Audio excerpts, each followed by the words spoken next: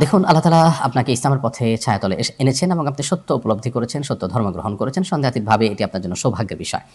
এবং সত্য ধর্ম গ্রহণ করা বা যেকোনো সত্যকে গ্রহণ করার পর মানুষকে অনেক সময় স্ট্রাগলের মধ্য দিয়ে সময় পার করতে হয়, অনেক চ্যালেঞ্জ এর মুখোমুখি হতে হয়। যেটা আমাদের ইসলামের একেবারে সোনার যুগের স্বর্ণমানব সাহাবায়ে কেরামের অনেককে হতে হয়েছে।